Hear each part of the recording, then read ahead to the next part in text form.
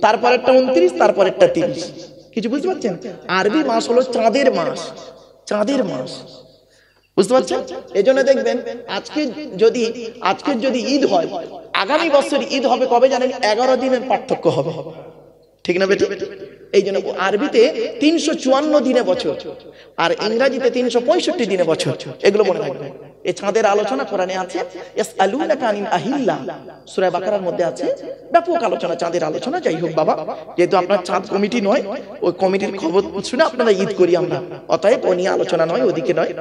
তো হেলাল কমিটির সঙ্গেও থাকাটা ভালো, এবং এ নিয়ে একটু গবেষণা করাটাও ভালো। চাঁদ দেখে রোজা রাখুন, চাঁদ দেখে ঈদ করুন, এটাই হলো সবথেকে উত্তম জিনিস, এটা মাথায় রাখুন। চলুন এগিয়ে যাচ্ছি। এবার আসছি এই 4টে আয়াত, কুল হুয়াল্লাহ সূরা পড়লাম।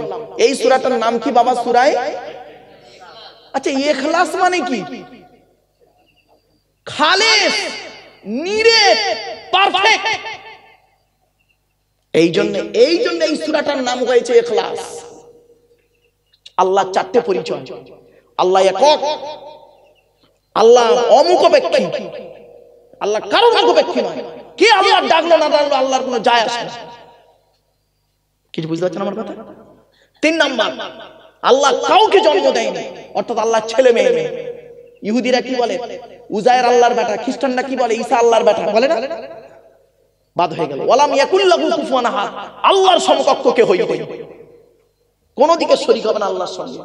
অনেক বোকা মূর্খ, কিতাবের জ্ঞান নেই, তারা কি করে? আবেগে বলে ফেলে जो खुदा है वही नबी है, नबी खुदा से जुदा नहीं। এর বাংলা মানে শুনবেন? যে আল্লাহ সেই নবী, আল্লাহ নবীরা কি এক, আলাদা না। হট হট নাউজুবিল্লাহ। जो खुदा है वही नबी है, नबी खुदा से जुदा नहीं। ये बात तो बिल्कुल सही नहीं।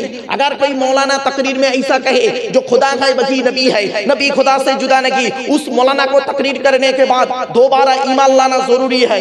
लिहाजा खुदा के जाते मुबारक अलग है, रसूल के जाते मुबारक अलग है। यही अकीदा अहले सुन्नतुल जमात की है। যে আল্লাহ সেই নবী, খবরদার বলবেন না আল্লাহর জাতে মোবারক আলাদা, নবীর জাতে মোবারক আলাদা। আল্লাহ হলেন খালিক, নবী হলো মাখলুক। কিছু বুঝতে পারছেন বাবা আমার কথা? চলো, আচ্ছা এই সূরাটা পড়লাম কেন?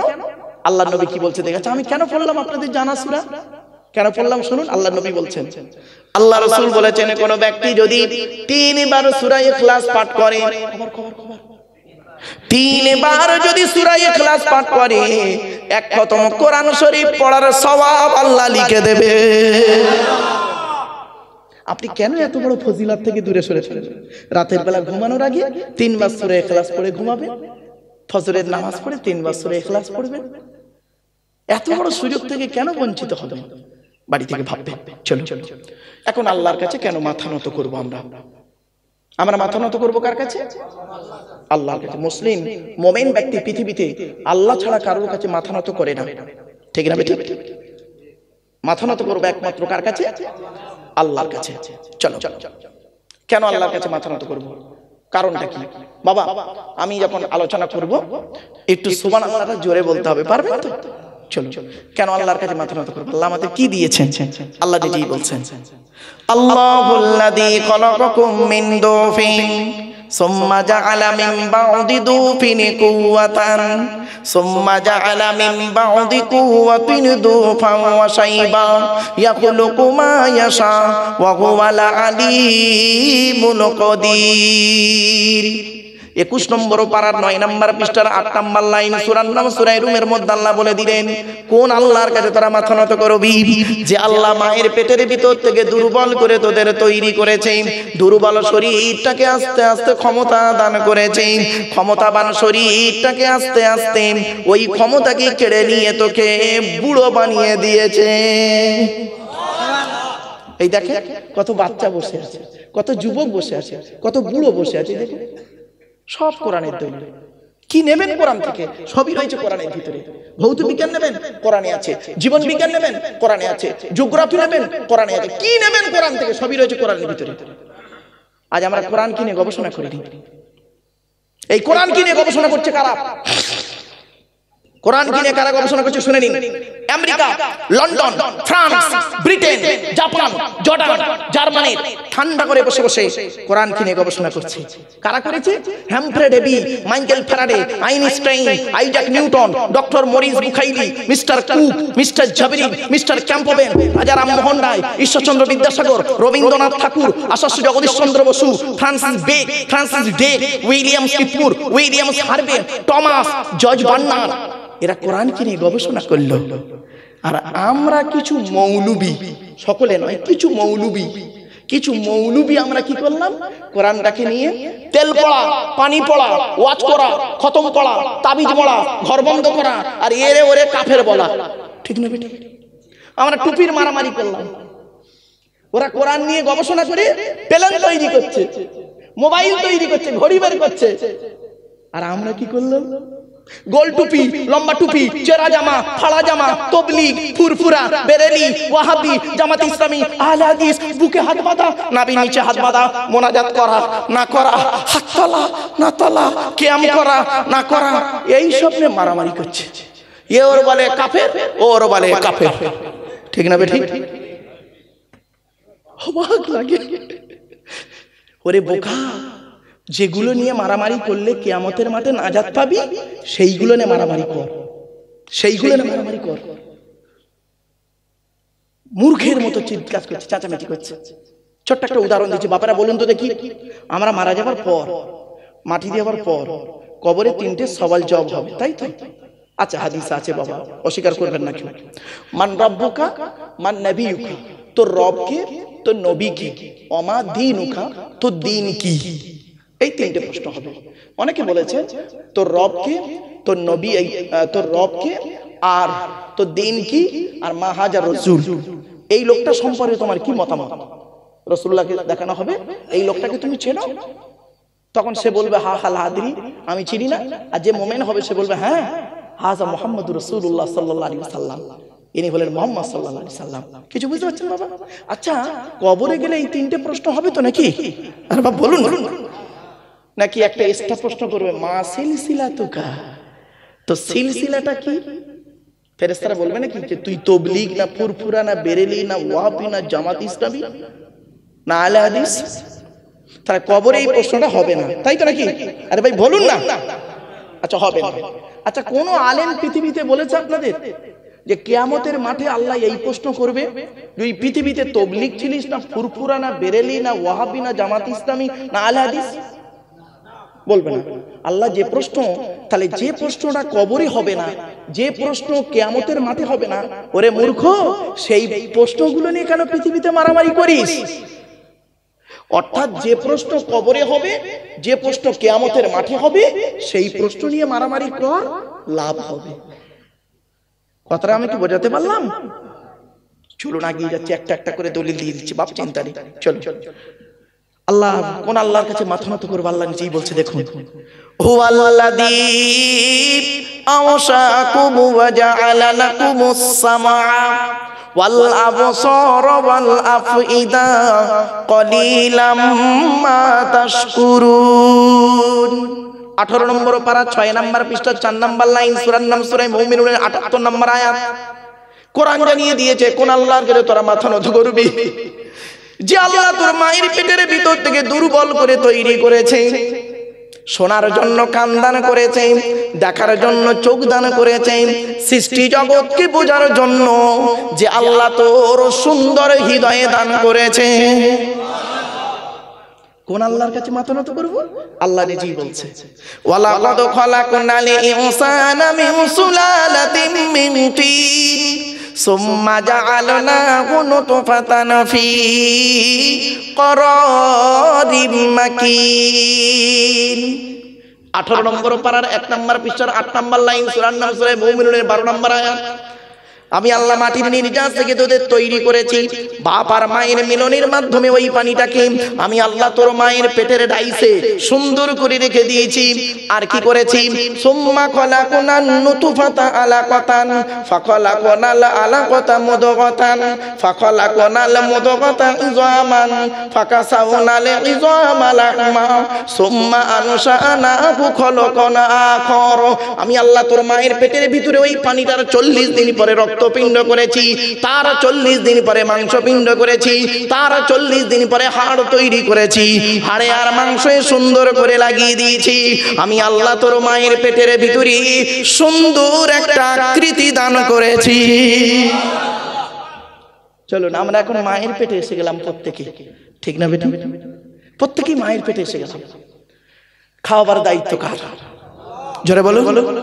ওয়ামা মিন দাব্বাতিন ফিল আরদি ইল্লা আলাল্লাহি রিজকুহা ওয়া ইয়ালামু মুস্তাকাররাহা ওয়া মুস্তাওদাআহা কুল্লুন ফি কিতাবিম মুবিন। 12 নম্বর পারার 1 নম্বর পৃষ্ঠার 1 নম্বর লাইন, সূরার নাম সূরা হুদের 6 নম্বর আয়াত। আল্লাহ বলছে এই পৃথিবীর জমিনে এমন কোন প্রাণী নেই রে যার খাবারের দায়িত্ব আমি আল্লাহ নিইনি। বান্দা একবার চিন্তা করে দেখিস, সকালবেলা প্রাণীগুলো খালি পেট নিয়ে বের হয়ে যায়, সন্ধ্যা যখন ঘনিয়ে আসে আমি আল্লাহ তাদের ভরা পেট নিয়ে আবারও বাসায় ফিরাইয়া দিই। যে আল্লাহ একটা হাতিকে খাওয়াতে পারে, যে আল্লাহ একটা পিঁপড়েকে খাওয়াতে পারে, যে আল্লাহ একটা ময়েল সাপকে খাওয়াতে পারে, সে আল্লাহ আমাকে আপনাকে খাওয়াতে পারে না? কিভাবে খাওয়াচ্ছে দেখুন, বাপেরা বাড়ি থেকে ভাববেন কিভাবে আল্লাহ খাওয়াচ্ছে দেখুন। আল্লাহ বলে আব্দুল্লাহ গিল মারুফ, এই আব্দুল্লাহ গিল মারুফ, তুই যখন তোর মায়ের পেটের ভিতরে ছিলিস কি খাবারটা তুই খেলি? আমি আল্লাহ করলাম কি, তোর নাভির সঙ্গে মায়ের নাভিটা জুড়ে দিলাম। ইচ্ছা করলে মায়ের পেটের ভিতরে ওই পানিটাকে তোর মুখ দিয়ে খাওয়াতে পারতাম, কিন্তু না না না, ইন্নাল্লাহা ইউহিব্বুল মুতাতাহহিরিন, আমি আল্লাহ হলাম পবিত্র, তাই পবিত্রতাকে অত্যন্ত ভালোবাসি বলে মায়ের পেটের ভিতর থেকে তোদের প্রত্যেকের মুখগুলোকে পবিত্র করে পাঠিয়েছি একটাই কারণ, পৃথিবীর জমিনে এসে পবিত্র জবান দিয়ে আমি আল্লাহ, আমাকে আল্লাহ আল্লাহ বলে ডাকবি। যে আল্লাহ আমার আপনার মায়ের পেটের ভিতর থেকে মুখটাকে পবিত্র করে পাঠালো, কি হিন্দুর বাচ্চা কি মুসলমানের বাচ্চা, কি দাড়িওয়ালা কি বেদাড়িওয়ালা, কি শিক্ষিত কি অশিক্ষিত, মায়ের পেটের ভিতর থেকে এসে এই পবিত্র জবানটা এনে এই নিচের জিনিসটা সব সময় মুখে লেগে আছে, ঠিক না বেটি? এই নিচের জিনিসটা সব সময় মুখে লেগে আছে, কথায় কথায় বলে দেখবে।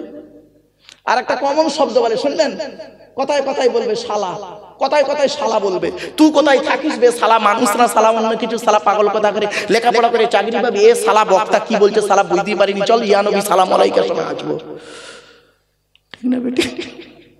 এই তালবের সহায়কার লয়াকার সালাম, দন্তের সহায়কার লয়াকার সালাম, মোদানোর সহায়কার লয়াকার শালা, কশালা হলো মুরব্বী বলছে 3 শালা। চলো বাবা একটা শালা ধরি। তালবে সহায়কার লয়াকার শালা, এ শালা মানে স্ত্রীর ভাই শালা নয়, ওটা হলো শ্যালক থেকে শালা। তালবে সহায়কার লয়াকার শালা শব্দের সঙ্গে যদি কিছু জুড়ে দেওয়া হয় মানে হয় কি শুনুন, পাঠশালা, কর্মশালা, ধর্মশালা। মাথায় কিছু ঢুকছে? এরপরে আল্লাহ বলে বান্দা শোন, এই পৃথিবীর জমিনে তোর বাপ তোর কি ভালোবাসে, তোর মা তোর কি ভালোবাসে, তোর বাপ আর মায়ের থেকে আমি আল্লাহ তোরে 1,00,000 গুণ বেশি ভালোবাসি। আচ্ছা আমি কি বললাম এক্ষুনি?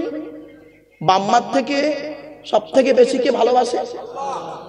কে? প্রমাণ নেবেন? দেবো, এই প্রমাণটা দেবো কি? ধরে নিন বাবা, আপনাদেরকে একটা অনুরোধ করছি, একটু আগে এগিয়ে আসবেন বাবা। ফাঁকা ফাঁকা ফাঁকা ফাঁকা মতো আছে, তো কেমন লাগছে? আল্লাহর কোরআনের আলোচনা তো বাবা, একটু অনুরোধ করছি বাবা, একটু আগে আগে এসে বসলে ভালো লাগে। আসলে কি জানেন, কোরআনের আলোচনা শোনার লোক কম, আমি আগেই বলেছি, ওয়াজ শোনার লোক কম, আওয়াজ শোনার লোক বেশি। তো আমার বাপেরা যারা বসেছেন আশা করি তারা এখনো ওঠেননি কেউ, আমার কপাল, আলহামদুলিল্লাহ। চলো আমি আপনাদের কি বলেছি, বাপ আর মায়ের থেকে বেশি কে ভালোবাসে, 1,00,000 গুণ বেশি কে ভালোবাসে? আল্লাহ। একটা প্রমাণ দেবো? আরে ভাই বলুন না, শুনে নিন। বাপ আর মায়ের থেকে আল্লাহ পাক রব্বুল আলামিন লক্ষ গুণ বেশি ভালোবাসে। কিভাবে দেখুন। আচ্ছা, আপনাদের এই গ্রামে এমন কোন বাপকে দেখেছেন? এমন কোন বাপকে দেখেছেন কি বলুন তো দেখি? স্ত্রীর পেটে বাচ্চা আছে, বাচ্চা এখনো হয়নি, 1 মাস বাকি। ক মাস বাকি? 1 মাস বাচ্চা হতে বাকি। কোন বাপকে দেখেছেন বাজার থেকে গিয়ে ল্যাকটোজিন 1, 2 দুধ কিনে ঘরে সাজিয়ে রাখতে? কারণ ছেলে এখন হয়নি, তা কানবো কি? বাপের ধারণা কর দুধ ছেলে হোক, মায়ের দুধ ছাড়ুক, তারপরে বাজার থেকে এনে খাওয়াবো। ঠিক না বেটা? আল্লাহ বলে আব্দুল্লাহ গিরে মারুক, এই আব্দুল্লাহ গিরে মারুক, তুই যখন তোর মায়ের পেটের ভিতরে ছিলিস, তোর বাপের বিশ্বাসটাই ছিল না ছেলে হবে কি মরবে কি বাঁচবে। সেজন্য তোর বাপ তোর জন্য আগে থেকে দুধ কিনে ঘরে সাজিয়ে রাখেনি। আমি আল্লাহ তোর বাপের মতো ওই রকম ভালোবাসি না। আমি আল্লাহ জানতাম রে, তুই যখন তোর মায়ের পেটের ভিতরে ছিলিস, আমি আল্লাহ জানতাম রে 10 মাস 10 দিন পরে পৃথিবীর মুখ যখন দেখবি, তোর নাভির সঙ্গে মায়ের নাভিটা কেটে দেওয়া হবে, দুধের প্রয়োজন হবে। তাই আমি আল্লাহ করেছি কি, তুই যখন তোর মায়ের পেটের ভিতরে ছিলিস, তোর মায়ের শরীরের 80 ফোঁটা রক্তকে ফিল্টার করি তুই আসার আগেই তোর জন্য তোর মায়ের স্তনের বোটায় দুধ আমি আল্লাহ আগেই পাঠিয়ে দিয়েছি।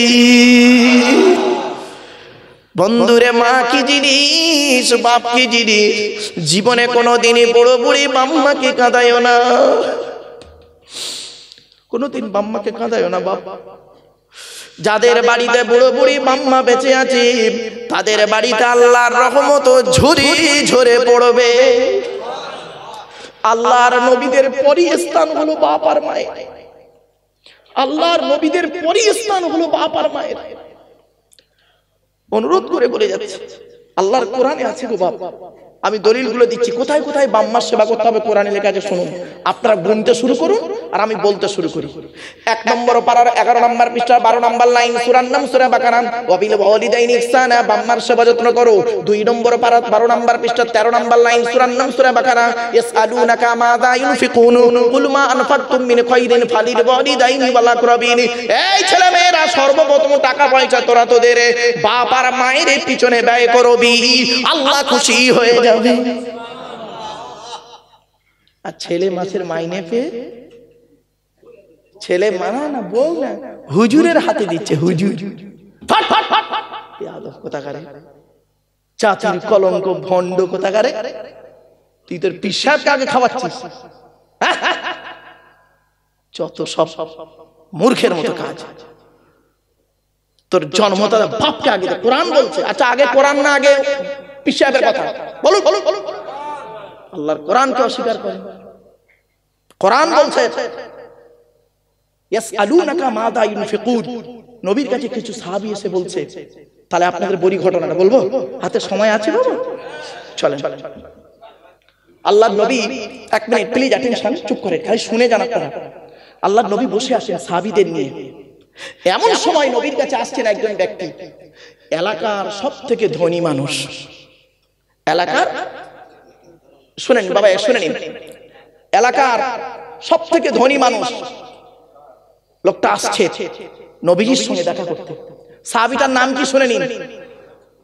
1 মিনিট বাবা, সাহাবীটার নাম শুনুন, আমর জামু। কি বললাম বাবা? নামটা একটু বলেন, উচ্চারণ করে।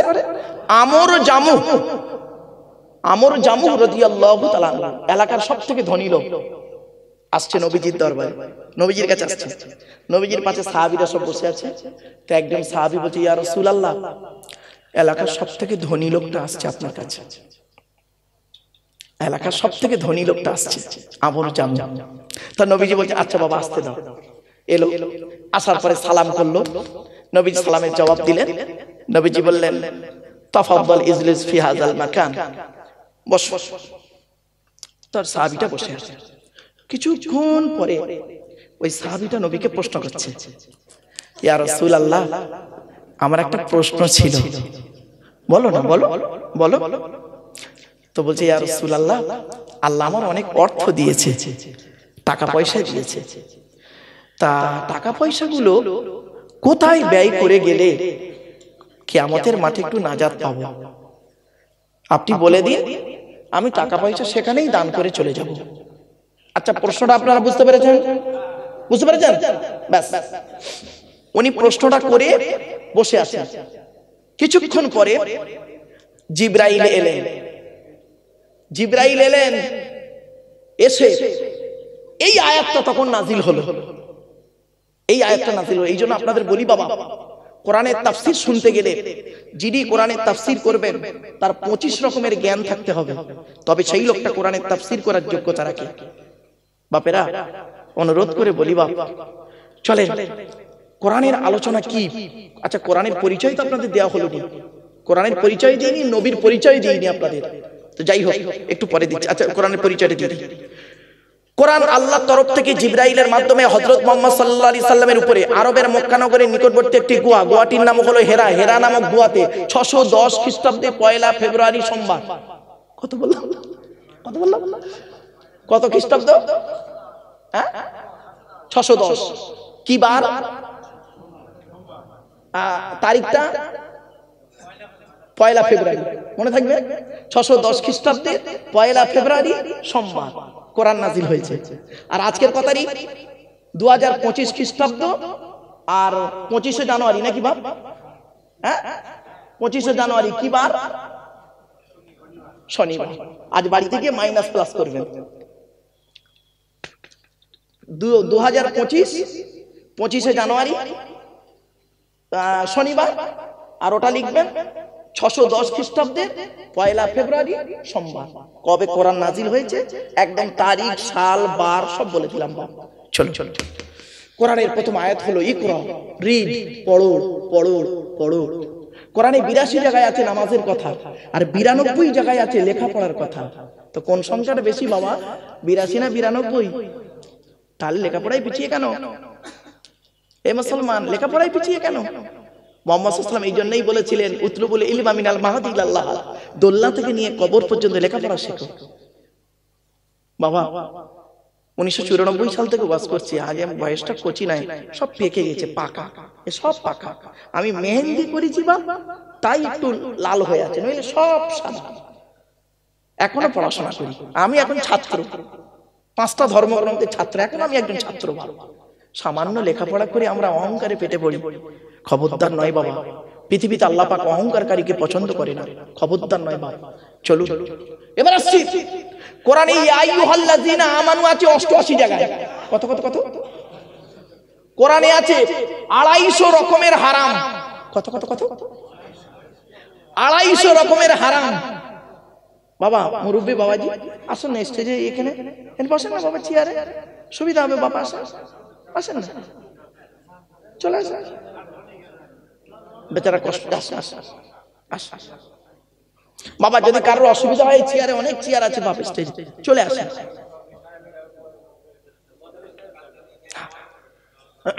আমার বাপেরা, যদি আরো কারো যদি বসতে অসুবিধা হয় বাবা, আসে, অনেকগুলো চেয়ার আছে গো বাবা। এজন্য আমি বলি, এইসব লোকেদের দেখলে না, এইসব মুরব্বী লোকেদের দেখলে না কি হয় জানেন? বাস্তব, এইসব মুরব্বী লোকেদের দেখলে খুব কষ্ট হয়। কেন জানেন? আমি আমার বাপের কথা মনে পড়ি, খুব মনে পড়ে বাপ।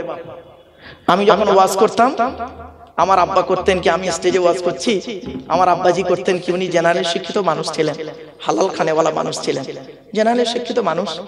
উনি ওই কোণে চুপ করে মাথা হেঁট করে শুনতেন আমার ওয়াজ।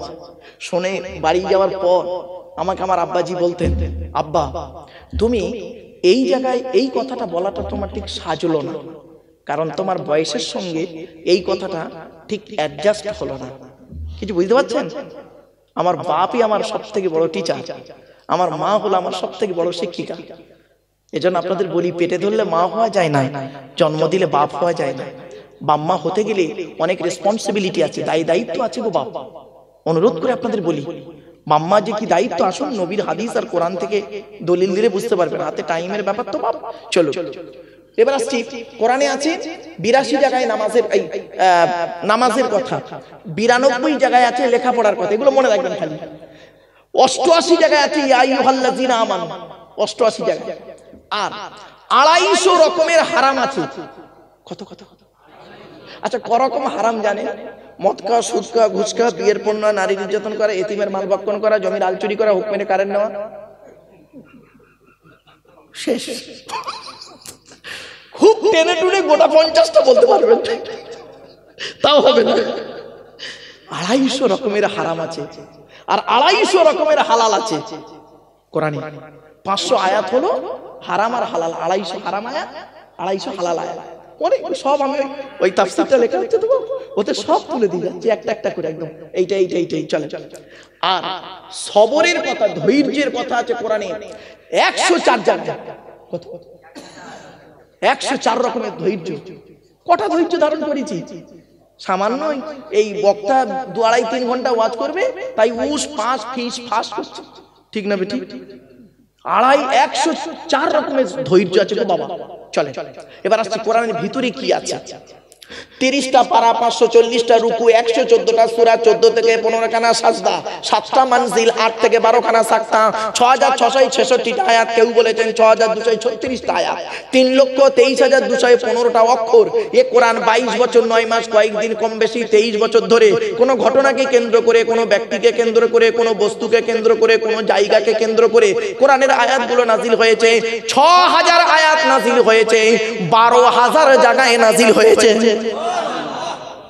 কটা জায়গার নাম জানেন? শুধু মক্কা আর মদিনা জানেন, ঠিক না? মক্কা আর মদিনা 12,000 জায়গায় নাজিল হয়েছে। তার মধ্যে একটা আয়াত এই পড়ছি, আল্লাহর নবী বসে আছে কিছু সাহাবী নিয়ে, এমত অবস্থায় এলাকার সবথেকে ধনী লোকটা আসছে। লোকটার নাম কি ছিল? আমর জামুক। কি বললাম বাবা? আমর জামুক রাদিয়াল্লাহু তাআলা আনহু। উনি আসছেন, এলাকার সবথেকে ধনী, এসেছেন নবীর দরবারে। আসার পর নবীজিকে বলছেন, সালাম দিলেন। নবীজি সালামের জবাব দিলেন, দিয়ে বললেন বসো। তো সাহাবীটি বসে আছে। কিছুক্ষণ পরে সাহাবীটা বলছে, ইয়া রাসূলুল্লাহ, আমার একটা প্রশ্ন আছে, জানতে পারি? নবীজি বললেন, বলো। বলো না। আল্লাহর নবীকে প্রশ্ন করলে নবীজি খুশি হতেন, বুঝতে পারলেন? আমি বাস্তব বলি, আমি যতদিন জলসা করি বাবা, সকলে জানে, ও সারা ভারতবর্ষ, নেপাল, বাংলাদেশ সব জায়গার লোক জানে। ও যখন প্রশ্ন করে আমার জানা থাকলে বলে দিই, আর জানা না থাকলে বলি, বাবা এখন আমার মনে পড়ছে না গো বাবা, আমি তোমার জেনে বলবো। আর অনেক বক্তা আছে দেখবেন, আপনারা এতগুলো লোক এসেছেন কিছু জানার জন্য, ঠিক না বেটি? এখন যদি আপনার মনে একটা প্রশ্ন জেগেছে, হতে পারে না? এখন যদি আপনি আমাকে বলেন না, হয়তো এই মুরব্বী আমাকে বলছে যে মহাসাহেব এই উত্তরটা একটু বলবেন, এই প্রশ্নটা একটু উত্তরটা বলবেন। আমি এত বড় বেয়াদব অভদ্র বক্তা, আমি কি বলবো জানেন? বেয়াদব, আদব নেই, বেয়াদব কোথাকারে, ঠিক না বেটি? এটা জানবেন, অশিক্ষিত, অজ্ঞ, মূর্খ, আর বাজে ভাষা বললাম না, যেহেতু নবীর মেম্বার, তো অশিক্ষিত, অজ্ঞ, মূর্খ লোক হলে এইরকম ভাষা সে ইউজ করে। শুনে নিন, ইমামে আজম আবু হানিফা রাহমাতুল্লাহ আলাইহির নাম শুনেছেন বাবা? ওনাকে 40টা প্রশ্ন করা হয়েছিল। কটা? 40টা প্রশ্ন করতে উনি 4টে প্রশ্নের উত্তর দিতে পারেন। 4 জায়গায় বলেছেন লা আদিরি, আমার জানা নেই বাবা। তা বলে উনি কিছু জানেন না। ইমাম মালিক নাম শুনেছেন? ইমাম মালিক, 4 ইমামের এক ইমাম মালিক। ইমাম মালিককে 40টা প্রশ্ন করা হয়েছিল, 36টা প্রশ্নের উত্তর দিতে পারেন। মোটে 4টে প্রশ্ন উত্তর দিয়েছিল, 36টা প্রশ্ন উত্তর দিতে পারেন। তা বলে উনি কিছু জানেন না? তাহলে বুঝতে হবে সব জায়গায় সব মানুষের সব জিনিস জানা থাকে না, ঠিক না বেটা? পৃথিবীর একমাত্র সব জাননেওয়ালা ছিলেন আল্লাহর পরই যার স্থান, তিনি হলেন কে? বিশ্বনবী মুহাম্মদ সাল্লাল্লাহু আলাইহি ওয়াসাল্লাম। আল্লাহ রাসূলকে এমন কোন প্রশ্ন করেছেন সাহাবীরা উত্তর পায়নি, এমন পৃথিবীতে ঘটনা ঘটেনি। ব্যাস, নবীকে প্রশ্ন করলেই আল্লাহ তো উত্তরটা দিয়ে দিচ্ছে জিবরাইলের মাধ্যমে, বুঝতে পারছেন না? এই দেখেন একটা জ্বলন্ত প্রমাণ। সাহাবীটা কি প্রশ্ন করেছিল? ইয়া রাসূলুল্লাহ, আল্লাহ আমার অনেক অর্থ দিয়েছে, আমি টাকা পয়সাগুলো কোথায় ব্যয় করলে আল্লাহ খুশি হবে, যদি একটু বলে দিতেন তাহলে আমি সেইখানেই টাকা পয়সা ব্যয় করতাম। আচ্ছা, প্রশ্নটা ভালো না খারাপ? ভালো। প্রশ্নটা বুঝতে পেরেছেন? প্রশ্নটা বুঝতে পেরেছেন? চলো উত্তর কিভাবে দিচ্ছে দেখুন। নবী দিচ্ছেন না, আল্লাহ দিচ্ছেন কিভাবে দেখুন। উনি প্রশ্ন করে বসে আছেন, সাহাবীরা নবীজি অন্য কথা বলছেন। কিছুক্ষণ পরে জিবরাইল এলেন। জিবরাইল আসলে না, নবী কাঁপুনি হতো। 7 রকম ভাবে জিবরাইল আসতেন। কোন সময় একটা হঠাৎ করতে একদিন ঘন্টার আওয়াজ, ঢং ঢং ঢং ঢং করে ঘন্টা বাজছে, তখন রাসূল বুঝতে পারতেন, সাহাবীরা যারা বসেছিলেন তারা বুঝতে পারতেন জিবরাইল এসেছে, কোরআনের আয়াত নাযিল হবে। বুঝতে পারছেন? আবার জিবরাইল ফেরেশতা আসছে নবীর কাছে কিভাবে? একজন মানুষের আকৃতি নিয়ে। সেই মানুষটার সাহাবীর আকৃতি নিয়ে। সাহাবীটার নাম শুনলেন? দাহিয়াতুল কালবি। কি বললাম বাবা? হ্যাঁ, দাহিয়া কালবি। ওনার দেখতে খুব সুন্দর ছিল, আর ওনার আকৃতি নিয়ে এসে রাসূলুল্লাহর পাশে বসবে। তখন এই জিবরাইল, এই সাহাবীরা বুঝতে পারতেন নবীজি উনি বলছেন আর নবীজি বলছেন।